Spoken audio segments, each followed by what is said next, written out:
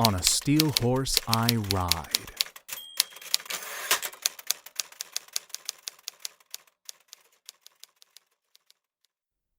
Starting your morning with Mr. Eastwood is a hell of a way to set the tone for the rest of the day.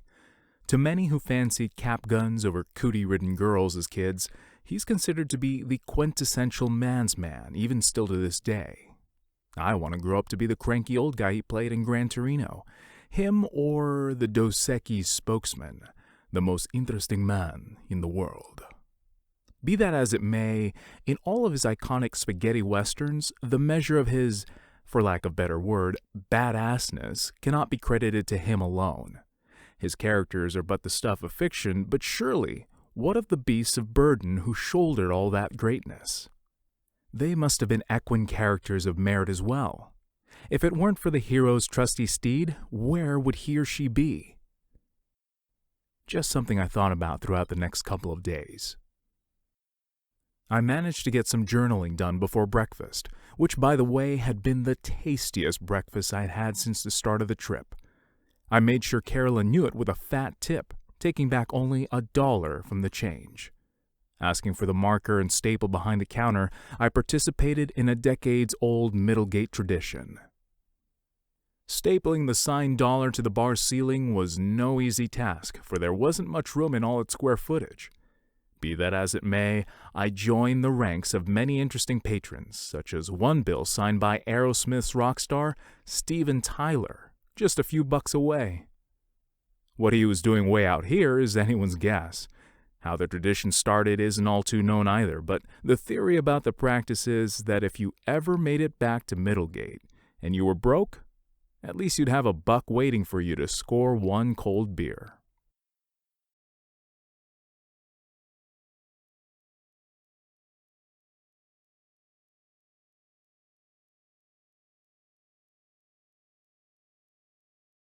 I'll miss the place, but it was time to move on. I'm sure it'll be just the same as I left it, if I ever make it out here again someday. Chance and I sallied forth eastward again, but not more than a mile down the road did an offensive smell strike my nostrils, which cued me to only one thing.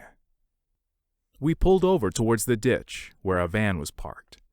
Respectfully, I took my helmet off and greeted the famous tree. Here lies the shoe tree. The story of the tree is best told by one of Middlegate's owners in person, but this snippet from a Los Angeles Times article lamenting a slice of Americana comes close. Freda Stevenson sized up the despondent young man who had slunked into her remote watering hole on U.S. Highway 50. He was thirsting for beer, and as Stevenson learned, advice. His new bride, he grumbled, had blown all their cash on slot machines in Reno. Then they'd sped east through 100 miles of sagebrush and hills as dark and lumpy as mud pies. They camped down the road from Stevenson's bar, near a large cottonwood tree that had inexplicably thrived in Nevada's Badlands. The couple started quarreling. She threatened to walk home. He snatched her shoes, hurled them into the cottonwood branches, and said, "Go ahead, try." He stormed off with the car and ended up 2 miles away at Old Middlegate Station. He polished off 2 beers before listening to Stevenson's sage counsel. You want to be married for the rest of your life? You better learn to say, "I'm sorry," now. As Stevenson told it, the groom shuffled back and apologized. Then, at his bride's insistence, he held his shoes into the tree. That was in the 1980s. Ever since, other passers-by have pulled over and added their footwear, worn-out sneakers and too tight pumps, ballet slippers and snowshoes, horseshoes knotted with baling twine, plastic stilettos from brothel courtesans, or so locals claim. I read about it before my trip, and I thought I'd bring my old work dress shoes as an offering to the tree, but I soon found out it was cut down. Nevertheless, I should have known better that the American spirit is a resilient one. Meet Shoe Tree number 2. What were the odds that another one of these trees happened to be right next to the old one in the middle of a desert that didn't have many to begin with? Shucks. I only brought the pair I was wearing, and it'd be a cold day in hell before I surrender my adventuring boots. The couple that owned the van concluded taking their photos, and we chatted about the tree among other things. They were on their way to San Francisco, so I suggested making sure to take a load off at Middlegate. In exchange, they wrote down directions to a special hot springs not known to many, just east of the next town on my way. Before we wished each other another bon voyage, we shared anecdotes about our means of transportation. Apparently, their quirky van had broken down 3 times already, but at the most serendipitous times, not unlike the one from Little Miss Sunshine. Despite the husband being an owner and mechanic of classic Porsches, the both of them expressed a love and appreciation for their beat-up old van. I knew the feeling. I had a little over 500 miles to cover before reaching Bonneville, and every few miles I'd look at Chance, feel, and listen to her in amazement that she not only got me this far, but was up for the miles ahead. I hadn't been the emotional type in the last 5 years or so, but whenever I heard her engine work hard for me, I'd hate to admit it after just mentioning the movie icon of masculinity, but sometimes I genuinely want to lean into the tank and embrace it. Maybe I got the mushy impulse from my girlfriend, who often pets the interior of vehicles as a way of thanking the machine. No, now that I think about it, I've always had an affinity for 2 wheels since I could remember. My first memories are of a red and white tricycle, which I insisted on riding everywhere. Then, there was always the issue of taking the Philippines' second most popular mode of public transportation, also known as tricycles, though they actually were just motorcycles with sidecars attached, where the passengers were normally supposed to sit. Apparently, my mother said I would have a fit if I didn't get to straddle right between the driver and the handles, pretending to be steering every time. Then, in preschool, there was the coolest playground in which there were several small playhouses representing shops, banks, and other establishments in which some of the toddlers could role-play being a shopkeeper or bank teller. The other kids could take a few training wheel-equipped bikes to ride around to each and pretend to do whatever grown-ups do. Naturally, I went straight for the bikes. Although whether I actually played pretend properly with the rest of the kids is lost to memory. My first bicycle in the States was a 7th or 8th birthday gift actually dressed up as a motorcycle. Albeit the plastic fairing was made to look like one of those Japanese imports that I've come to scoff at and call, quote-unquote, Power Ranger cycles, the seeds were being sown. And yes, for the record, I was not only one of those kids who attached baseball cards to the rear wheel spokes, but I also devised rigging small cardboard boxes as well. I found they gave a more authentically robust sound of an engine. Biking around and exploring my backyard and neighborhood was my favorite thing to do all throughout my youth next to expeditioning on foot, but I don't think I had an endearing connection with a 2-wheeler until Napoleon. I got him in my first year of college as a long-awaited gift from my mother. It was the first time I had ever given an inanimate object a name. Napoleon was named after the first and last horse I'd ever took riding lessons on. The name fit because she was a traditional single-speed cruiser from the 50s that enjoyed conquering the hills around where I lived and saw no road, or lack thereof, as a deterrence to traverse. We went everywhere together, whenever, and hell, we'd even bike in the snow to school. He held his own keeping up with those fancy multi-gear, ultralight, styleless cycles and made sure to prove it any chance he got. You could say it had a complex by the same name. I think it was then that I started giving the metal and rubber attributes of horses which I had come to admire at the time. It was no longer just a bicycle, but a steed. I think I actually spent months writing an unfinished semi-fictional story about a boy and his horse, inspired by the relationships between riders and their hoofed partners, like Frank Hopkins and Hidalgo. Through triumphs and accidents, that bond continued to be reinforced, and I'd rarely be seen outside without him.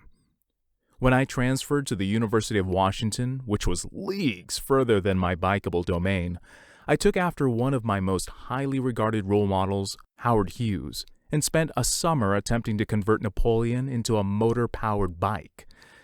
Unfortunately, this was around the time when I began to get swept up in a faster pace of life, and that project's still collecting dust in the garage. When Chance came along, she took on the relationship I had fostered with the bicycle and ran with it. Over the years, the motorcycle earned my trust and friendship in a way that was different than the casual way many men baby their vehicles, like a trophy to be admired or shown off. What Chance meant to me would reveal itself to the both of us the following day. In the meantime, the miles were long towards the end of the highway, but my ride was insistent on carrying on the whole way through.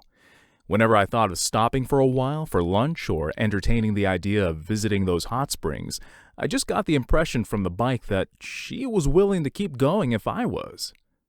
As crazy as it sounds, I need to make an effort to give the bike personification because sometimes it just speaks to me through my gut, if that makes any sense. You just have to take a chance and listen. It wasn't quite as lonely as I thought it'd be. In case you're wondering, I seldom talk back to it. But when I do, it's usually under my breath, so no one thinks I'm crazy.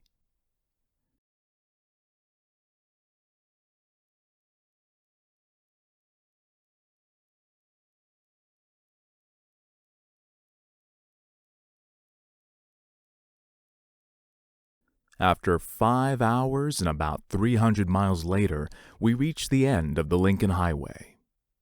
We were actually about 200 miles directly south of Bonneville, but there was a national park that I had to see, and not to mention a historic stretch of pavement I had to complete for pride's sake.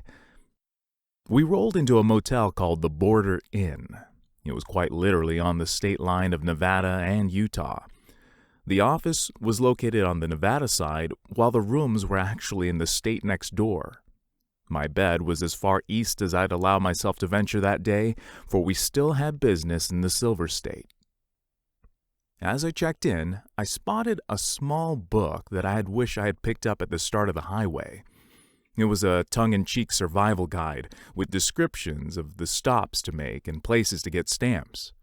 When you got them all, it could be sent to the state's tourism commission, and you'd be mailed back an official certificate for surviving the trek, much like the Spanish pilgrimage. If I did, I'd make sure it wasn't notarized with my name. All I did was hold the throttle. The next morning, I woke up on the wrong side of the bed. No, I wasn't in Utah, but I was rather grumpy. I think the last couple of places I had stayed at spoiled me. It was the most I had paid for accommodations thus far, and it definitely didn't seem worth it. They certainly took advantage of the fact that there wasn't another motel for at least 80 miles in either direction. These caves better be worth the detour, I grumbled. A couple days before the adventure began, I was antiquing in downtown Tacoma, looking for anything that might be useful for the trip. The only things I walked away with, however, were a pair of Nevada-Utah road maps from the 1950s that I thought would be interesting to reference and see what might still be around. One of the points of interest was the famous Lehman Caves just before crossing the border at Baker. Researching it only that morning must have added to the day's bad start, as I found out exploring the caves required not only a tour guide, but at designated times in which reservations were recommended for the weekends. I had to actually look up what day it was, since the sun was the only reference to time I had been using lately. Sunday. The next tour was in an hour, and the other not until later in the day. There was no way I'd kill the day by sticking around at this overpriced dump, but packing methodically and getting saddled up has averaged nearly an hour. Looking over the map, it calculated the ride to be 30 minutes. Just then, I caught a glimpse of the bike parked outside, and I thought, I'd try my luck. The packing and mounting was done so furiously I almost forgot to check out. Throwing the keys at the office door would have matched the hospitality I received, but I kept my cool. As soon as I casually exited, I hopped onto the seat, and as Gandalf would have exclaimed, I demanded chance to show us the meaning of haste. The last time I sped like this was racing through technical roads on the way up to see Mount St. Helens before the observation deck closed. As I took a shortcut through a prairie, I inadvertently scared a herd of young antelope. Their speed was inspiring, actually. Somehow, we reached the park with 20 minutes to kill and 1 slot left for the tour. The bike and I exchanged a figurative wink. As much as I would rather explore on my own, you can't have the full American road trip experience without participating in a cheesy tour. Actually, the guide was quite witty with his geological jokes, which seemed to go above everyone else's heads, save the older couple sitting next to me. The comical-looking fellow in the ranger hat actually managed to pick up my spirits from the ditch I was in earlier.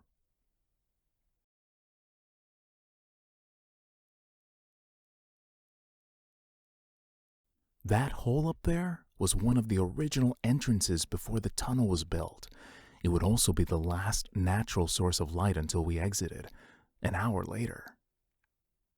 Early on in the tour, the ranger simulated what the first cave tours back in the 1880s were like. Absalom Lehman was the first to discover the caves and commercialize them by charging $1 for visitors to take a candle and explore. The cold temperatures of the cave, as well as the natural breeze, made keeping the candle lit rather difficult, as the ranger demonstrated with a pair of original makeshift lanterns. Apparently, Lehman would come after you if you didn't emerge in 24 hours. We stood in the dark for only 20 seconds, which I found to be refreshingly peaceful, but to others quickly escalated some anxieties.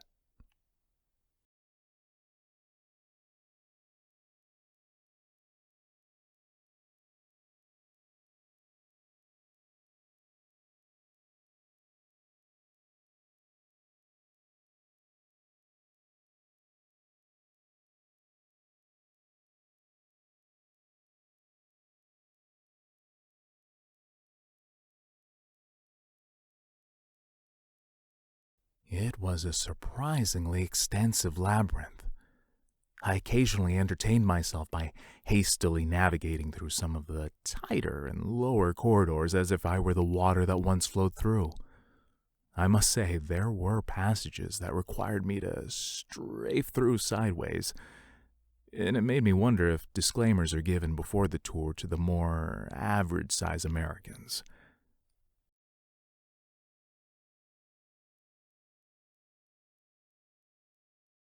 The chambers were named after certain events that took place there, like the chapel, where a couple was married in the 1920s.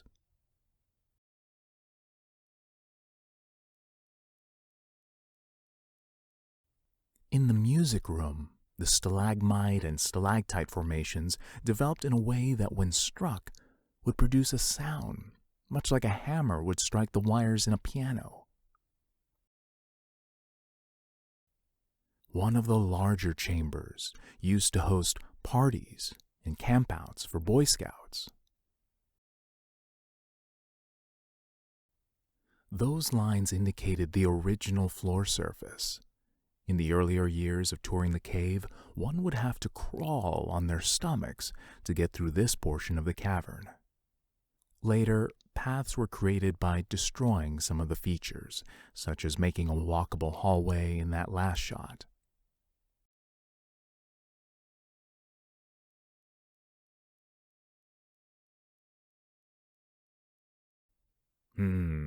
At the end of the tour, I was quite satisfied.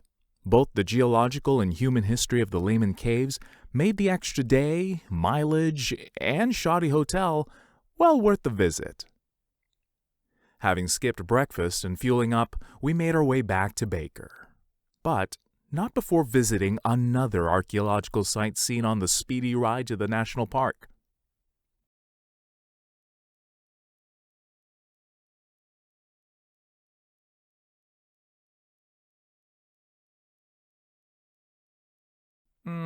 To my dismay, it wasn't very impressive, mostly because there were no actual artifacts or ruins exhibited. Instead, representations of where walls stood were indicated by mounds on the ground. The actual structures were reburied for conservation purposes. Despite it all, it was interesting to read the trail guide, which told the story of a still mysterious native culture, scientifically identified as the Fremont culture. A recovered artifact of a carving in the shape of what appears to be a bird, used as a motif throughout the site, has become a symbol of the town of Baker. The impromptu detour had my stomach grumbling, reminding me there was a couple smushed Cliff Bars at the bottom of one of the saddlebags. Satiated, I held out for the first real meal of the day by waiting until we got back on the Lincoln Highway, to a town at the junction on the road which we needed to head north on. This town of Ely was still 80 miles away, and Chance wasn't going to risk it as she only had a range of about 150 to 160 miles on a full tank, and the trip meter was already sitting at 80 since the last fill-up. And since the stop in Ely would just be for a quick lunch and nothing more, now was a good time to look the bike over for the next 200 miles of straight riding. Having done so much rocky dirt roads the other day, I needed to make sure nothing came loose from bags to bolts. Over an hour later, we made it to Ely and tanked up again, myself included. My appetite came out of nowhere as I ordered a generous serving of Mexican food and didn't leave a grain of rice on that plate. We aimed north for the first time since the Golden Gate Bridge. The sign meant to have been pictured just now warned, "Next gas, 124 miles. Tally-ho! To Bonneville we go! Had I been in a car, I'm sure I would have fallen asleep and crashed, except the terrain was so featureless there wouldn't be anything to hit. Thankfully, being on two wheels keeps you fairly engaged with your surroundings at all times. Most times. The author to a best-selling book written in the 70s known as Zen and the Art of Motorcycle Maintenance described the state of mind best.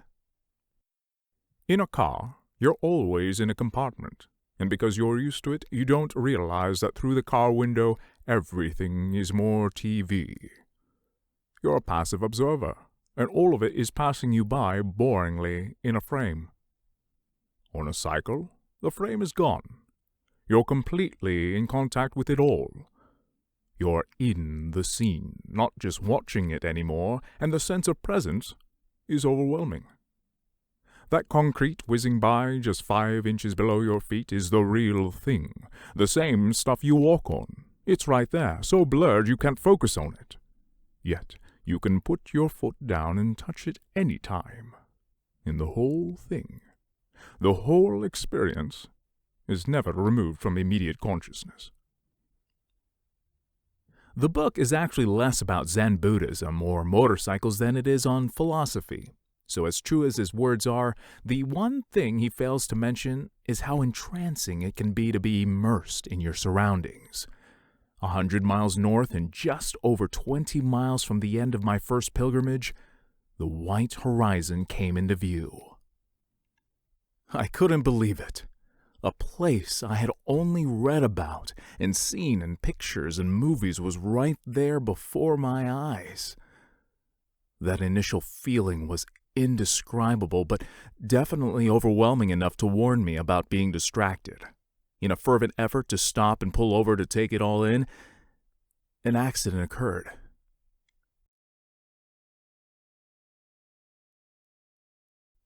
It all happened so fast that the helmet-mounted camera only saw so much in the 5-second intervals that it had been set to earlier. All I knew was I was standing, and Chance had gone down. I must have been thrown off just in time. For my reader's sake, I'll state now that I suffered nary a scratch, but my well-being was the last thing on my mind at the time. The sound of her engine soon ceased, and was replaced by my pounding heart reverberating inside my helmet. I stood there in disbelief, and a series of emotions overtook me. For a moment, I almost didn't believe that was my motorcycle in the dirt, for I had never seen it in such a disoriented state. Then, next, a moment of sadness. We were so close, I thought. Her home was just right there. But before pity could settle, a surge of determination came over me. Somehow I mustered the strength to lift some 600 pounds upright without as much as one roar of an exhale. In doing so, I noticed the gravel was soft like quicksand, which revealed itself to be the source of the crash. Quickly, I looked her over while trying to balance in the shifting earth and couldn't see any damages that weren't cosmetic.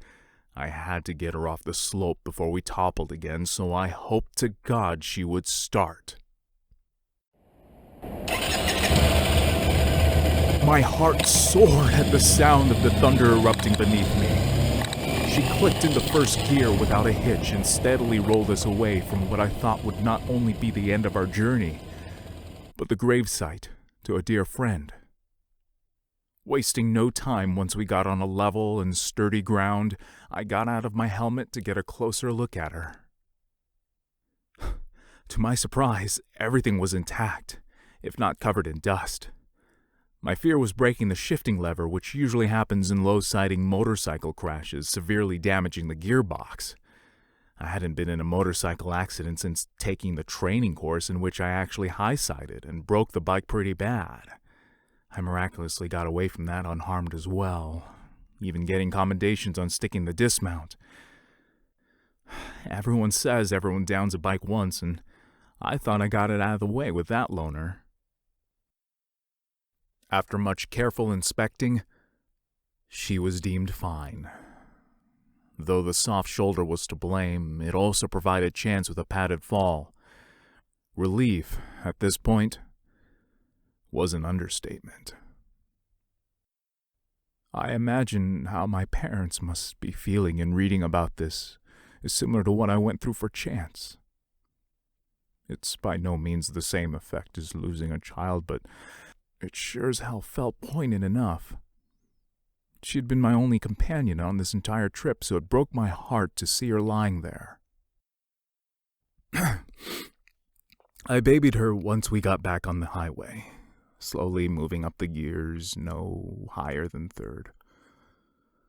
The wind wasn't deafening at that speed, so I could actually hear myself talking to her. The gratefulness I tried expressing to it for not only keeping me from harm, but also getting back up just didn't seem adequate in English. As the road opened up before us, with Wendover coming into view on the horizon, I felt her wanting to quit with the silly trot and burst into a sprint. Laughing to myself, I contended. We hadn't done a celebratory ton, 100 miles an hour, since last year back home, and I wasn't about to break any speed limits at any point in this journey. Not to mention taking it easy on the engine in case there might have been internal damage. Nevertheless, she sounded not only normal, but seemed to convey to me that if I wanted to thank her properly, I'd put some wind in her sails. Either I was going crazy or my bike was somehow calling the shots now that it saved my limbs. Shaking my head, I wrapped the camera mounted on my helmet inwards out of the wind, crouched towards the tank, and opened up the throttle. The thrill of climbing to the speed that the T100 model is named after not only put a smile on my face, but hoots and hollers exploded out as well, as I had just been proven how trusty my steed really was. In no time at all, we had made it to Wendover, the only town for miles and home base for the Bonneville Salt Flats. We have arrived. It made me think of the roller coaster of an odyssey undertaken by Burt Munro all the way from New Zealand to a place he had always dreamed of. As usual, I needed a place to stay, and after having spent so much time in humble lodgings, I thought I'd celebrate the first pilgrimage's end with luxury. On the Nevada side, I parked in front of a huge, gaudy hotel/casino.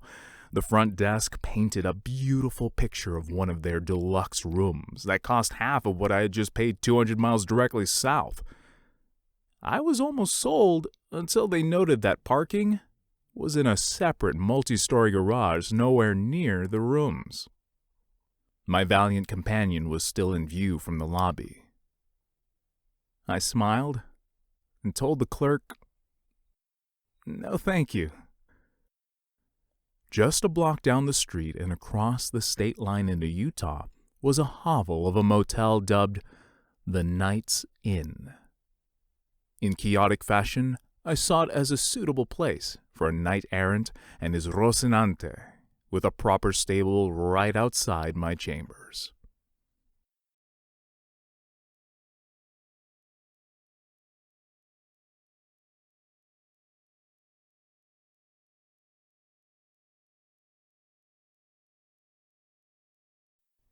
We'll stick together, through and through. That night, I removed all the equipment from her. The next day, while I wrote of what had transpired as of late, Chance enjoyed a day of rest. Today, she'll receive the first wash since 2 summers ago, and we'll go dancing on the Salt Flats.